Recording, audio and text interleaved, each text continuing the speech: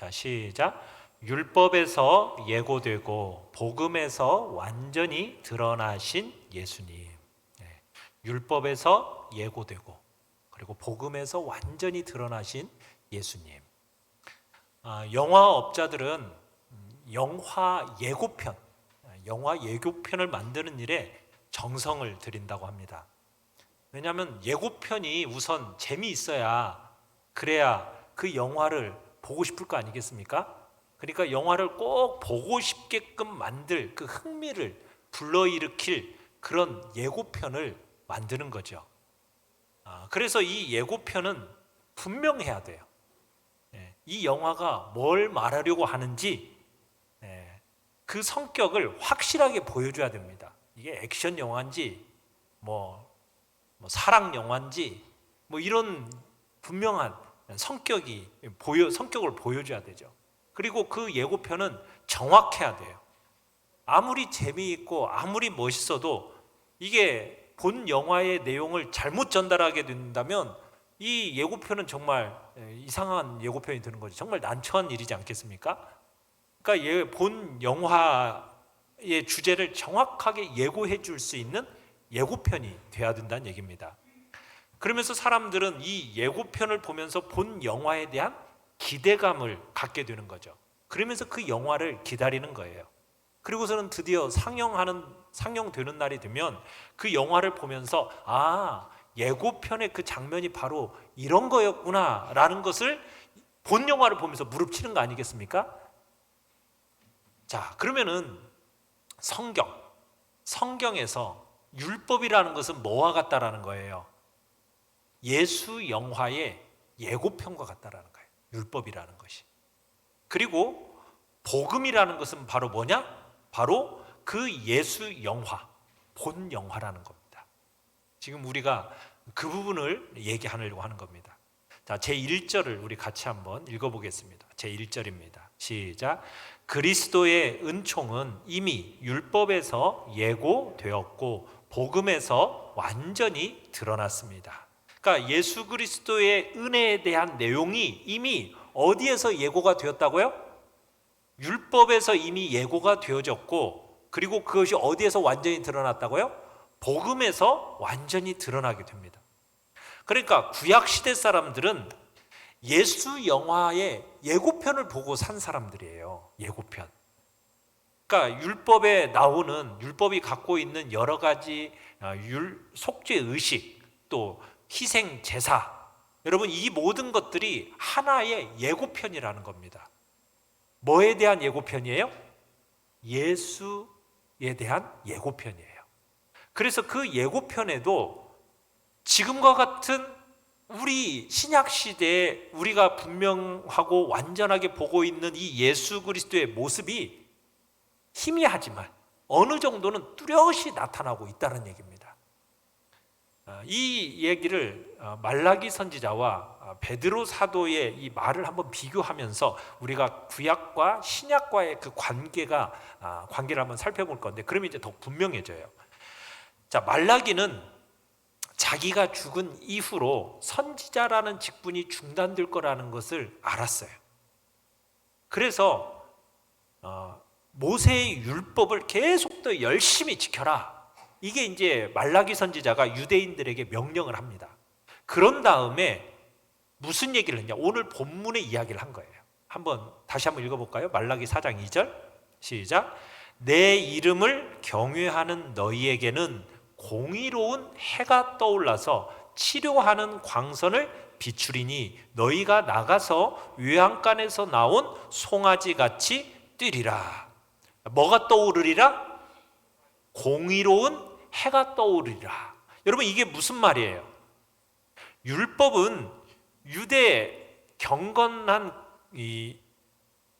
그 경건한 자들로 하여금 예수 그리스도가 오실 것을 기대하며 살도록 도움을 주었어요.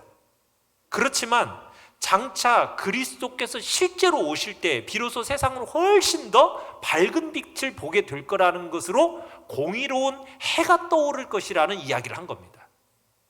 그러니까 구약의 율법이라는 것은 그리스도에 대한 기대는 주지만 아직은 어때요? 희미한 거예요. 그런데 누가 오시면, 예수 그리스도께서 이 땅에 실제로 오실 때에는 이 온 세상이 어떻게 된다? 해가 떠오르는 것처럼 밝은 빛을 보게 될 거라는 것을 지금 말라기 선지자를 통해서 얘기하고 있는 겁니다. 그러면서 사도 베드로가 이 말라기의 말을 이렇게 마무리를 지어주고 있어요. 자, 베드로전서 1장 10절로 12절을 우리 같이 한번 천천히 한번 읽어보겠습니다. 시작. 이 구원에 대하여는 너희에게 임할 은혜를 예언하던 선지자들이 연구하고 부지런히 살펴서 자기 속에 계신 그리스도의 영이 그 받으실 고난과 후에 얻으실 영광을 미리 증언하여 누구를 또는 어떠한 때를 지시하시는지 상고하니라. 이 섬긴 바가 자기를 위한 것이 아니요 너희를 위한 것임이 계시로 알게 되었으니. 자, 여기서 지금 얘기하는 바가 뭐냐면, 자, 구약의 선지자나 백성들이 이 구원에 대해서 연구했다라는 거예요. 부지런히 살펴봤다는 거예요. 그로 말미암아, 복음으로 말미암아 이게 분명하게 드러났다라는 거죠. 자, 그런데 이게 그들에게 계시된 것은 어떤 그들 자신이나 그들의 시대를 섬기기 위한 게 아니라는 거예요. 복음을 통해서, 선포된 일들을 통해서 우리를 섬기기 위한 거였다라는 거예요. 그러니까 선지자들이 그렇게 열심히 부지런히 살피고 연구한 것은 누구를 위한 거였다? 바로 우리를 위한 거였다라는 거예요. 그렇다고 뭐 이런 일들에 대한 가르침이 구약시대 사람들에게는 쓸데없는 일이었냐? 뭐 그건 아니에요. 선지자들에게 가치 없는 일이었다, 그 얘기를 하는 것은 아닙니다. 그런 뜻은 아니에요. 그런데 하나님께서는 이들의 손을 통해서, 이 구약의 선지자들을 통해서 우리에게 보배를 전해준 건데, 그 보배를 그들은 소유하지를 못했어요. 구약 백성들은 그 보배를 그저 살짝 맛을 본 정도입니다. 그에 비하면 우리는 그 보배를 어떻게 된 거예요? 풍성하게, 더욱 풍성하게 누리게 되었다라는 것을 얘기하고 있는 겁니다. 그러니까 여러분, 신약 시대를 살아가는 우리와 구약 시대를 살았던 구약의 백성들과는요, 차이가 굉장히 커요. 누가 더 훨씬 더 풍성한 은혜를 받고 사는 사람일까요? 신약 시대를 사는 사람이에요? 구약 시대를 사는 사람이에요? 그죠? 신약 시대를 살아가는 사람들이 훨씬 더 크고 풍성한 은혜를 누리고 살아가는 겁니다. 구약 시대를 살아가는 사람들은 마치 영화의 예고편만 본 사람들이에요. 그에 비하면 우리는 본 영화를 본 거죠. 여러분, 예고편을 보는 것이 즐거워요? 본 영화를 보는 것이 훨씬 더 즐거워요? 그죠? 예고편은 뭔가 아쉽잖아요. 그런데 본 영화를 보면 훨씬 더 즐겁고 정말 마음에 굉장히 기쁨을 주지 않습니까? 바로 구약 시대를 살았던 사람들과 신약 시대를 사는 사람들의 차이점이 여기에서 나는 거예요. 여러분, 예수님께서 모세가 자기를 증거했다라고 선언을 하시는데, 이것에 대해서 우리의 은혜의 분량에 있어서는 유대인들을 훨씬 능가한다라고 얘기를 해요. 그리고 예수님이 제자들에게 이렇게 말씀을 하셨어요. 누가복음 10장 23절로 24절을 같이 한번 읽어보겠습니다. 시작. 너희가 보는 것을 보는 눈은 복이 있도다. 내가 너희에게 말하노니 많은 선지자와 임금이 너희가 보는 바를 보고자 하였으되 보지 못하였으며 너희가 듣는 바를 듣고자 하였으되 듣지 못하였느니라. 그러니까 여러분, 구약 시대를 살았던 선지자들, 뭐 다윗 왕이나 히스기야 왕 같은 그런 임금들, 이들은요 은혜의 분량에 있어서 지금 신약 시대를 살아가는 우리와 비교할 때 어떻다라는 거예요? 그들은 참 어떻게 보면 희미하게 봤다라는 거예요. 우리는 훨씬 더 크고 풍성한 은혜를 누리는 시대를 살아가고 있다라는 거죠. 다른 구절에서는 요한복음 8장 56절에서 아브라함에 대해 이렇게 얘기합니다. 같이 한번 읽어보죠. 시작. 너희 조상 아브라함은 나의 때 볼 것을 즐거워하다가 보고 기뻐하였느니라. 자, 아브라함도 뭘 봤다라는 거예요? 그리스도의 때를 보고 기뻐했대요. 자, 그런데 아브라함이 본 것은 어떻게 본 거예요? 멀리서 본 거예요. 멀리서. 여러분, 어떤 것을 멀리서 보면은 그게 뚜렷하게 보이지 않고 희미하게 밖에 볼 수 없잖아요. 그렇죠? 마찬가지라는 거예요. 그런데 아브라함은요, 그렇게 멀리서 희미하게 봤음에도 불구하고 그 마음속에 선한 소망의 확신을 갖고 있었어요. 그리고 거기에서 오는 기쁨이 아브라함에게는 있었고 죽을 때까지 그런 기쁨 가운데 살았다고 얘기하고 있어요. 그러니까 구약 백성들은 구원에 대해서, 그리스도에 대해서, 복음에 대해서 아주 희미하게 윤곽만 얼핏 보고 지나가는 그런 그런 신비였다라는 거예요. 그런데 우리들에게는 어땠어요? 우리들에게는 그것이 밝게 드러난 겁니다. 이 시대를 살아가는 여러분들이 얼마나 행복하고 복된 사람인지 좀 느껴지세요? 구약 시대를 사는 사람들하고는 차원이 다른 삶을 여러분들은 살고 계시는 거예요.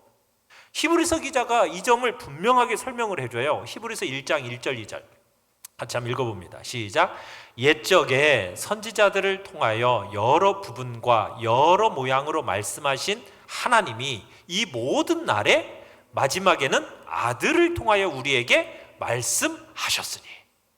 그러니까 옛날 선지자들을 통해서도 여러 부분 여러 모양으로 말씀을 하셨는데 마지막에는 누구를 통해서 말씀하셨어요? 아들을 통해서 우리에게 말씀해 주셨어요.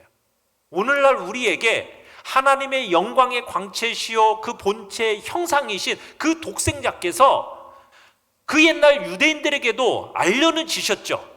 그 구약에도 구원의 지도자로서 예수님이 역할을 하셨어요. 그런데 과거에는 그 모습이 어땠다고요? 뚜렷했다고요? 뚜렷하지 못했다고요?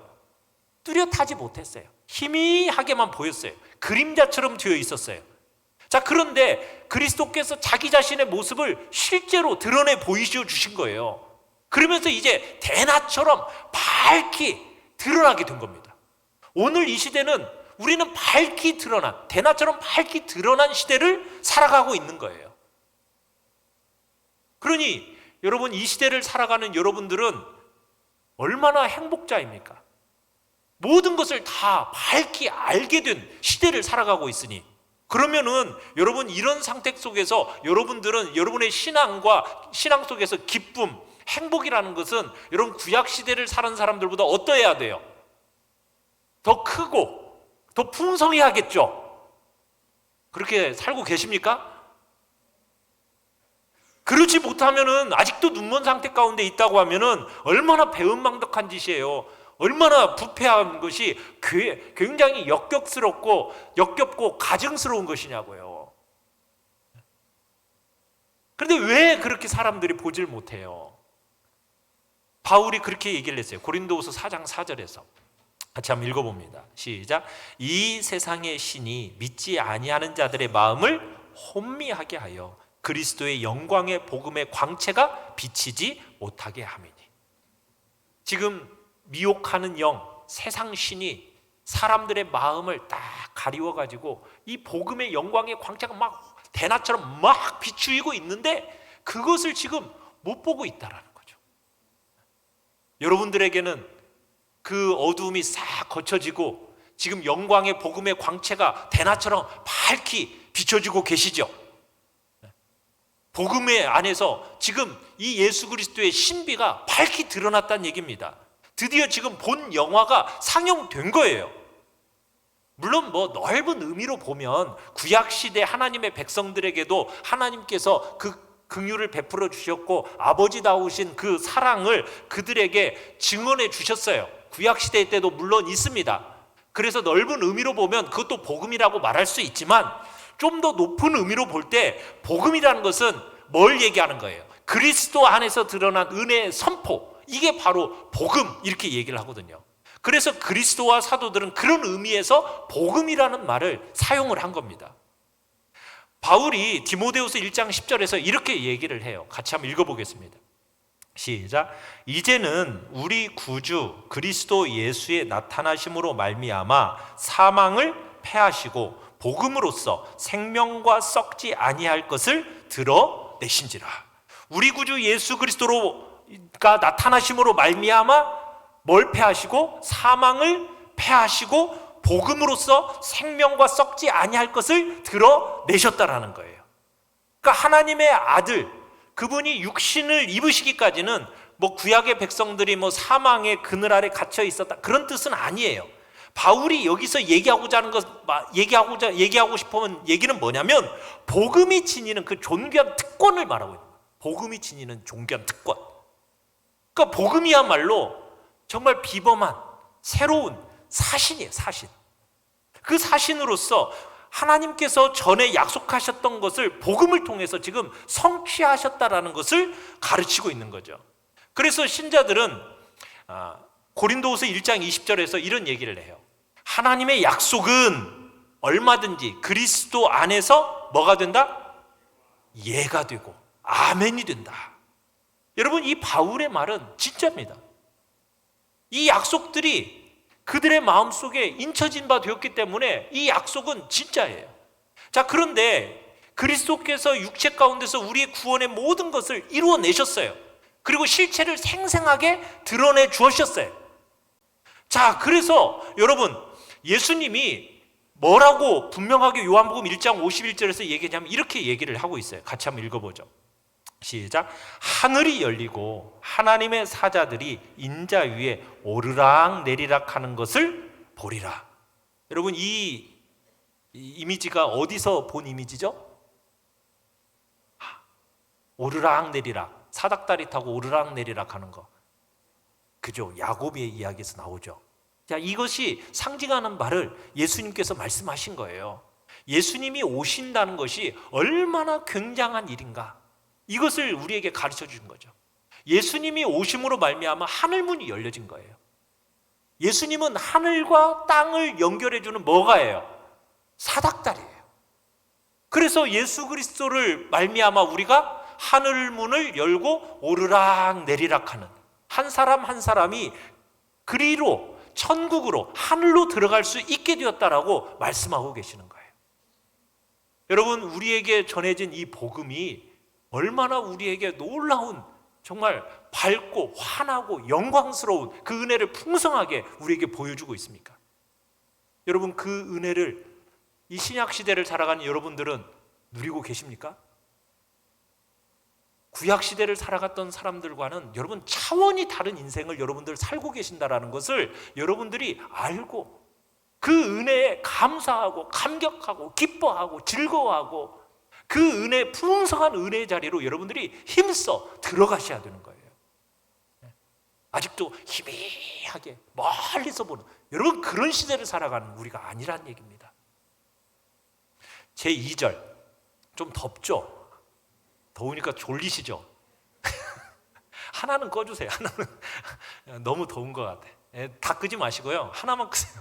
또 다 꺼요. 자, 제 2절 같이 한번 읽어보겠습니다. 2절, 자 시작. 율법과 복음의 관계를 오해하지 말아야 합니다. 자, 그렇다고 해가지고 신약 신자들인, 그러면은 율법이 폐지되었으니 약속들도 그러면 폐기시켜야 되는 거 아니냐? 꼭 이런 사람들이 있어요. 꼭 이단들이 예수 그리스도를 믿음으로 말미암아 이제 모든 약속들이 다 성취되었으니까 이제 더 이상 성경에 나오는 약속은 다 이루어졌으니 더 이상 이제는 의미가 없는 거야. 약속들을 우리는 다 성취된 것을 누리고 있는 거 아니겠어? 이제는 내가 이제 예수 그리스도와 방불한 자가 되었어. 내가 예수야. 누가 하는 말 같아요? 이단들이 하는 말이 그런 말이에요. 꼭 그런 사람들이 있어요. 꼭 복음을 너무 강조하다 보니까 율법이 폐기되어진 것을 약속도 폐기되어지고 지금 이 시대에 모든 것들이 다 되어져서 내가 예수다 이렇게 말하는 사람들이 생겨났는데, 여러분 그것은 잘못된 겁니다. 물론 예수님이 오심으로 말미암아 모든 구원에 대한, 우리의 구원에 대한 모든 것이 이루어졌어요. 그렇다고 해서 여러분 우리가 그리스도께서 베푸신 모든 은혜와 복을 이미 다 소유했냐? 그건 아니에요. 여전히 남아있죠. 무엇으로? 로마서 8장 24절에서는 바울이 이렇게 얘기해요. 우리가 소망으로 구원을 받았음에. 구원을 어떻게 받았다고요? 소망으로 받았다는 거예요. 소망. 여러분, 이 말이 가짜예요, 진짜예요? 바울이 진술했으면 이건 진짜예요. 이거 거짓이 아니란 말이에요. 물론 예수 그리스도를 믿음으로 말미암아 우리는 그 즉시, 믿음으로 즉시 사망에서 생명으로 옮겨졌어요. 그건 확실한 사실이에요. 분명한 사실이에요. 그러나 요한일서 3장 2절을 우리 같이 한번 읽어봅시다. 요한일서 3장 2절 시작. 우리가 지금은 하나님의 자녀라. 장래에 어떻게 될지는 아직 나타나지 아니하였으나 그가 나타나시면 우리가 그와 같을 줄을 아는 것은 그의 참모습 그대로 볼 것이기 때문이니. 자, 우리가 지금은 하나님의 자녀예요. 근데 장래에 어떻게 될지가 지금 아직 나타났어요, 안 나타났어요? 아직 나타나진 않았다고요. 그러니까는 복음이라는 것이 옛날 율법 시대보다는 어때요? 정말 확실하고 분명하고 생생하게 느껴져요. 율법 시대에 그리스도를 바라보고 복음을 바라보는 건 정말 희미하고 멀리 있는 것처럼 보여졌지만 신약 시대를 살아가는 우리에게 있어서 복음이라는 것은 정말 확실하고 생생해요. 그러나 그것이 완전하게 이루어졌어요? 안 이루어졌어요? 아직은 완전하게 이루어진 것은 아니에요. 장래에 나타날 분명한 일이 있다라는 거예요. 영적인 은혜들을 지금 우리가 충만하게 우리에게 베풀어 주시고 계신 건 사실이에요. 그것들을 온전히 누리는 일은 언제 이루어질까요? 우리가 그걸 언제 온전히 누릴까요?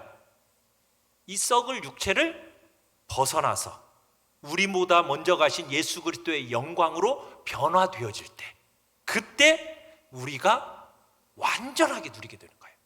그 전까지는 복음에 대해서 생생하게 우리가 느끼고 볼 수는 있지만은 여전히 우리는 소망 가운데 살아가는 겁니다. 그래서 바울이 이런 얘기를 해요. 금생과 내생에 이 경건이라는 것이 약속이 있다, 이렇게 얘기를 하고 있는 거예요. 그러니까 바울이 자신을 그리스도 예수 안에 있는 생명의 약속대로 그리스도 예수의 사도가 되었다, 이걸 자랑으로 여기거든요.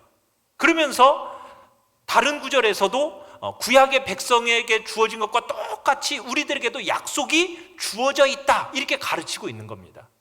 그러니까 여러분들이 그래서 이 복음과 율법에 대해서 관계 속에서 우리가 오해하지 말아야 할 내용이 있다는 거예요. 복음을 시대를 살아가는 우리는 확실한 것을 보기는 하지만 완전하게 이루어졌다라고는 아직은 아니라는 거예요. 소망 가운데 우리는 믿음으로 바라보는 거죠. 예수 그리스도에 대한 약속들, 그리스도에 대한 약속들로 우리가 쌓여져 있기 때문에 그 약속의 그리스도를 그대로 받아들임으로 우리가 예수 그리스도를 누릴 수 있어요.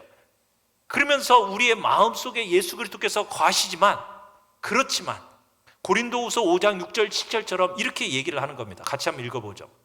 시작. 몸으로 있을 때에는 주와 따로 있는 줄을 아노니 이는 우리가 믿음으로 행하고 보는 것으로 행하지 아니함이로다. 우리가 이 육신의 몸으로 있을 때에는 주님과 어떻다고요? 따로 있다는 거예요. 그럼 우리가 어떻게 주님을 바라본다고요? 믿음으로 바라보고 믿음으로 행하는 거예요. 그러니까 신약 시대를 살아가는 우리들에게 있어서 구약 시대를 살아가는 그들보다는 훨씬 더 좋은 풍성한 은혜의 환경이지만 아직 우리에게는 뭐가 남아있어요? 약속이 남아있어요. 완전하게 성취된 건 아니라는 얘기예요. 아직 눈으로 보지 못하는 것들을 우리가 믿음이라는 것을 통해서 보는 거예요. 그러니까 다만 그냥 그 질이나 성격에 있어서 율법과 복음의 차이가 있을 뿐이에요. 율법이라는 것은 그림자로서 예표가 되었다면 복음이라는 것은 그 실체를 손가락으로 가리켜 주는 거예요. 무슨 의미인지 아시겠어요? 그러니까 복음 시대를 살아가는 여러분들은 정말 실체를 보는 겁니다. 손가락으로 가르쳐 주는 그 실체를 보는 거예요. 율법을 시대를 살아가는 사람들은 뭐밖에 못 봤는데, 실체를 본 게 아니라 그림자만 봤는데. 그러니까 율법과 복음이라는 이 의미 속에서 여러분들이 좀 잘 이렇게 구분하실 줄 아셔야 돼요. 율법과 복음이 서로 반대되는 점도 있어요. 그런데 이걸 너무 과장시켜서는 안 돼요. 예를 들어서 어떤 사람들은 율법이라는 것은 행위의 공로를 주장하는 거다.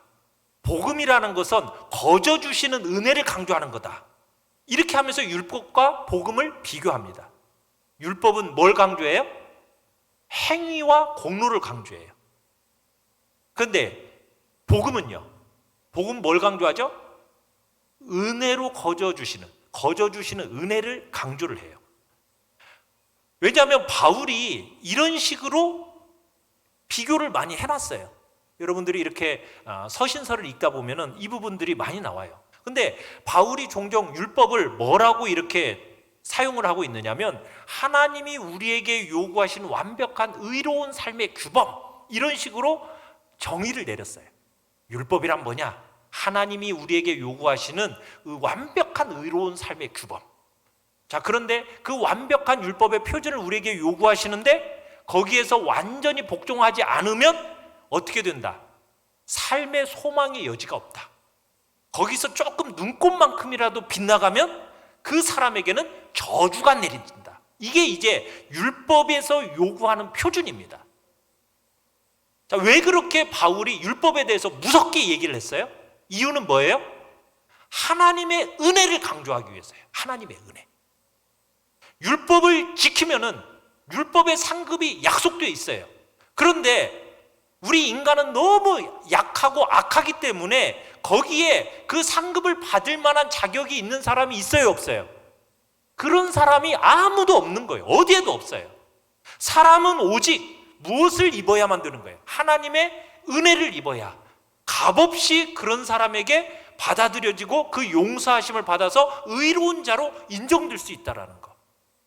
이런 의미 속에서 바울은 율법의 의, 복음의 의, 이것을 서로 대립시키면서 이야기를 했던 겁니다. 율법의 의로서는 의롭게 되어 구원받을 사람이 있어요, 없어요? 없어요. 그래서 하나님께서는 복음의 의, 믿음으로 말미암아 의롭게 되어지는, 거저 값없이 주시는 그 은혜의 의를 입은 자들에게 구원을 약속하고 계시는, 율법과 복음을 이렇게 대립시키면서 바울이 얘기했던 겁니다. 그렇게 복음은 율법과 서로 대치되는 것은 사실이에요. 그러나 복음이라는 것은 그렇다고 해서 전혀 다른 구원의 방법을 제시하고 있느냐, 율법이 전혀 다른 구원의 방법을 제시한 거냐, 그건 아니라는 거예요. 율법도 원래는 우리에게 보여줄 때는 뭘 약속했어요? 믿음으로 말미암아 구원이라는 것을, 그리스도를 그림자로서 보여줬던 겁니다. 그런데 이것을 사람들이 오해하면서 내가 마치 그 율법을 지켜낼 수 있는 것처럼 생각하면서 율법을 지키려고 해서 그것을 마치 내가 지킨 것처럼 의의를 얻어내려고 했던 것이 문제였던 거죠. 땀이 납니다. 설명을 잘 못해서 땀이 나는 건지 더워서 땀이 나는 건지. 자, 이렇게 이제 복음과 율법이라는 것이 이렇게 이제 서로 대치되어지는 것처럼 느껴지지만 본래는 하나님께서 율법을 주셨을 때에는 그런 게 아니었어요. 결국 그림자로서 실체를 제시해 주는 것이 율법이에요. 그래서 그리스도께서 율법과 선지자는 요한 때까지다, 이렇게 말씀을 하십니다. 그래서 예수 그리스도의 이 말씀은 구약의 백성들은 그저 초보적인 것에만 훈련을 받았다는 거예요. 복음의 가르침의 그 높이에는 전혀 미치지를 못했어요, 구약시대 사람들은. 그런데 지금 우리가 살아가는 사람들은 달라요. 구약시대를 살았던 초보적인 그 사람들보다도 훨씬 더 높은 그런 신앙의 경지에 이를 수 있는 그런 복된 일들이 일어나게 되었다는 거죠. 바울은 복음을 모든 믿는 자에게 구원을 주신 하나님의 능력, 이렇게 부르고 나서요, 뒤에 가서는 뭐라고 얘기하냐면 이 복음이라는 것은 율법과 선지자들에게 증거를 받은 것이다, 이렇게 덧붙이고 있어요. 그러니까 복음하고 율법하고는 관계성이 있는 거예요, 없는 거예요? 서로 관계가 있는 거예요. 같은 로마서의 마지막 부분에서 로마서 16장 25절로 26절에서 이렇게 얘기를 합니다. 같이 한번 읽어보겠습니다. 로마서 16장 25절로 26절 나왔나요? 시작. 복음과 예수 그리스도를 전파함은 영세전부터 감추어졌다가 이제는 나타내신 바 되었으며 영원하신 하나님의 명을 따라 선지자들의 글로 말미암아 모든 민족이 믿어 순종하게 하시려고 알게 하신 바 그 신비의 계시를 따라 된 것이니. 자, 말씀을 그대로 한번 띄워놔 줘 보세요. 자, 말씀을 보시면은 바울은 예수 그리스도를 전파하는 것이 영세전부터 감추어진 신비의 계시라는 것을 가르쳤어요. 그러면서 그 계시를 누구의 글로 말미암아 알게 하셨다라고 얘기하고 있어요? 선지자들의 글로 말미암아 알게 하셨다. 이렇게 단서를 붙이고 있어요. 그러니까 지금 여러분 예고편이나 본 영화가 사실은 같은 거예요. 그죠? 예고편하고 본 영화하고 다르면 돼야 안 돼요? 안 돼요. 같은 거예요. 같은 거. 율법은 뭐라는 거예요? 예고편이에요. 복음은 뭐라고요? 본 영화라는 거예요. 보여지는 정도에서 서로 예고편과 본 영화는 보여지는 것에서 커요? 안 커요? 크죠. 그러니까 율법과 복음이라는 것은 계시의 명료성. 예고편만 봐가지고는 우리가 분명하게 저것이 저렇게 될 거라고 완전하게 알 수 있어요? 없어요? 알 수가 없잖아요. 본 영화를 봐야죠. 그러니까 율법이라는 것은 명료성이 조금 떨어져요. 희미해요. 그런데 복음은 명료해요. 완전하게 보여진 거예요. 여기에서 차이가 있는 거예요. 그러니까 측량할 수 없는 그 풍성한 은혜가 예수 그리스도 안에서 우리에게 밝히 나타났기 때문에 여러분, 그래서 예수님이 오심으로 하나님의 나라가 이 땅에 세워졌다, 이렇게 얘기를 하고 있는 것입니다. 자, 제3절로 같이 한번 읽어보겠습니다. 제3절 시작. 세례 요한은 율법과 복음 사이에 서서 양쪽을 다 관계한 선지자입니다. 자, 예수님의 사촌 형제가 세례 요한이잖아요. 이 세례 요한이 참 독특한 사람입니다. 그러니까 세례 요한은 뭐냐? 율법과 복음이라는 이 사이에 서 있었던 선지자예요. 율법과 복음이라는 그 사이. 그래서 율법의 마지막 선지자가 누구라고요? 세례 요한이에요. 그리고 동시에 복음의 문을 여는 선지자, 복음의 문을 여는 첫 선지자, 누구예요? 그게 세례 요한이에요. 그래서 세례 요한이 예수님을 가리켜서 이렇게 얘기하죠. 요한복음 1장 29절 같이 한번 읽어보겠습니다. 시작. 이튿날 요한이 예수께서 자기에게 나아오심을 보고 이르되 보라, 세상 죄를 지고 가는 하나님의 어린 양이로다. 자, 세례 요한이 예수님을 소개할 때, 세상에 소개할 때 뭐라고 소개하고 있어요? 하나님의 어린 양. 무슨 어린 양이에요? 우리의 죄를 씻기 위해 제물로 드려지는 하나님의 어린 양. 이렇게 표현하면서 복음의 핵심을 나타내 준 거예요. 그런데 세례 요한은 무엇은 몰라요? 부활로 드러나는 그 비할 데 없는 예수 그리스도의 그 권능과 영광에 대해서는 아직 몰라요. 왜? 그게 전혀 밝혀지지 않았기 때문에. 그래서 세례 요한은 반쪽만 아는 거죠. 율법의 희생제물로 오시는 예수 그리스도, 그 어린 양으로서만 아는 거지, 그 다음에 부활의 권능과 영광에 대해서는 아직은 모르는. 그러니까 율법과 복음의 어디에 있었던 거예요? 그 중간에 서 있는 선지자가 바로 세례 요한이라는 거예요. 그래서 예수님은 세례 요한을 사도들하고 동등하게 여기질 않았습니다. 자, 마태복음 11장 11절에서 이렇게 세례 요한에 대해서 얘기합니다. 같이 한번 읽어보죠. 시작. 여자가 낳은 자 중에 세례 요한보다 큰 이가 일어남이 없도다. 그러나 천국에서는 극히 작은 자라도 그보다 크니라. 여러분, 이게 예수님께서 사람의 됨됨이를 말씀하시는 게 아니에요. 다른 사람보다도 세례 요한이 됨됨이가 뛰어나다, 이 얘기를 한 게 아니에요. 이 말씀의 뜻은 뭐냐면 예수님은 세례 요한을 모든 선지자들보다도 앞세우신 겁니다. 그런데 뭘 더 높이신 거냐면 복음을 선포하는 자들을 최고의 지위로 올리시기 위해서 이 얘기를 한 거예요. 구약의 모든 사람들보다도 세례 요한은 정말 뛰어난 사람 중에 한 사람이에요. 굉장히 뛰어난 사람이라는 거예요. 그런데 복음을 알게 된 이후에 우리들과 비교해 볼 때 세례 요한이라는 사람은 부활의 권능과 영광을 아직 알지도 못하는, 어떻게 보면 지극히 작은 자 중에 하나에 불과하다라고 얘기하면서 무엇을 지금 높이고 있는 거예요? 복음을 전하는 사도들과 그 이후에 우리들을 더 높이고 있다는 얘기. 그래서 세례 요한을 가리켜서 자신은 그저 소리일 뿐이다, 광야에서 외치는 자의 소리이다, 이렇게 대답을 하잖아요. 그리고 선지자들의 밑에 있는 것처럼 말을 해요. 이게 세례 요한이 겸손을 가장해서 그렇게 말한 게 아니에요. 자신의 사신의 직분이라는 것이 아직 자기에게는 주어지지 않았기 때문에 그렇게 말하는 거예요. 그래서 말라기 선지자가 예언한 대로 복음의 선구자적인 직분을 세례 요한은 가지고 있었다라, 이렇게 얘기를 하죠. 말라기 4장 5절 같이 한번 읽어보죠. 시작. 보라, 여호와의 크고 두려운 날이 이르기 전에 내가 선지자 엘리야를 너희에게 보내리니. 누구를 가리키는 얘기입니까? 바로 세례 요한을 가리키는 얘기예요.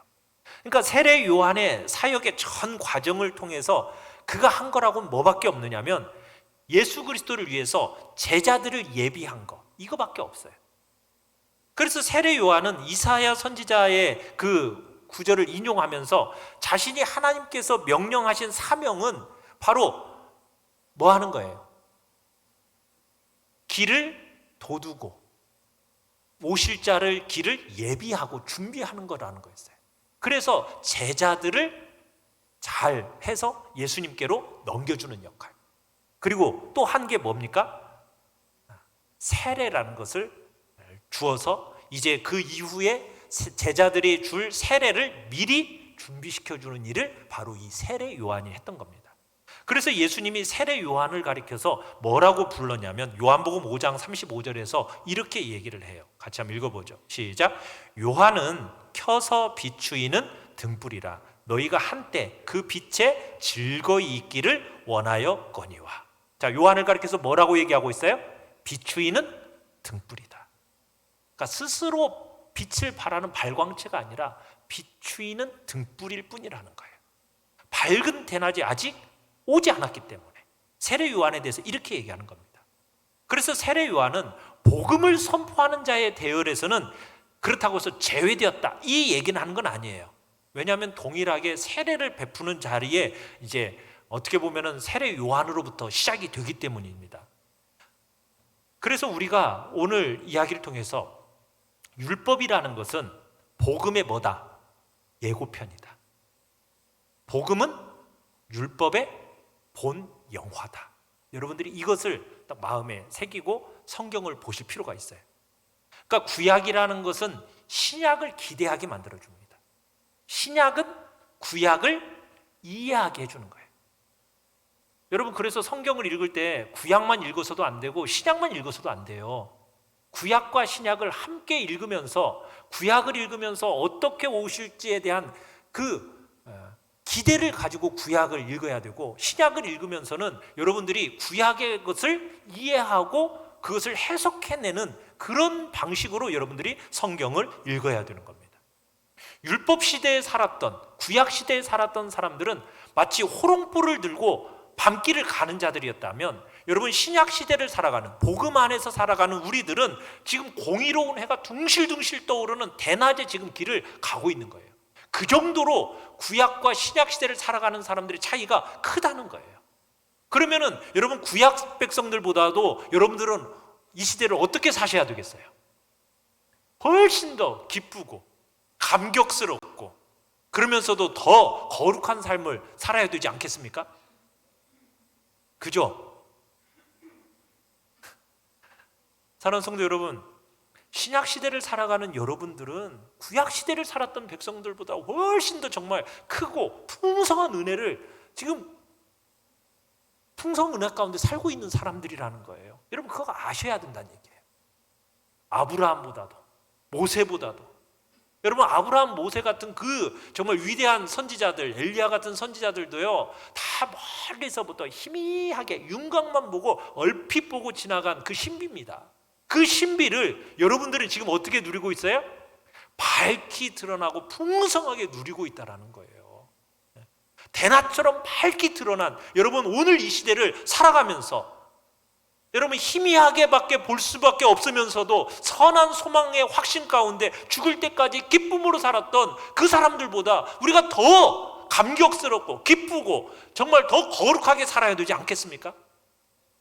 우리가 그러지 못하고 있다면 우리 회개해야죠. 그죠? 그리스도 안에서 밝히 드러난 이 측량할 수 없는 풍성한 은혜, 여러분 이것을 기뻐하고 감격해하는 자리에 여러분들이 나아가시길 바라요. 여러분 그저 살짝 맛을 본 정도였던 구약시대 백성들과는 다른 삶을 살고 있잖아요. 실체가 나타났고 그 실체를 손가락으로 가리켜주면서 이거다라고 지금 복음의 약속들이 보여지고 있는데 그것을 믿음으로 여러분들이 바라보면서 의지하면서 행복의 극치를 누려야 하는 것이 오늘 우리 이 시대가 살아가야 하는 신약 시대를 살아가는 여러분들의 신앙의 모습이 돼야 된다는 것입니다. 그런 복된 은혜가 여러분들에게 주어졌음에 감사하고 오늘 또 내일 계속해서 기쁨과 감사와 감격 속에 살아가는 여러분들이 되시기를 간절히 축원합니다. 우리 시간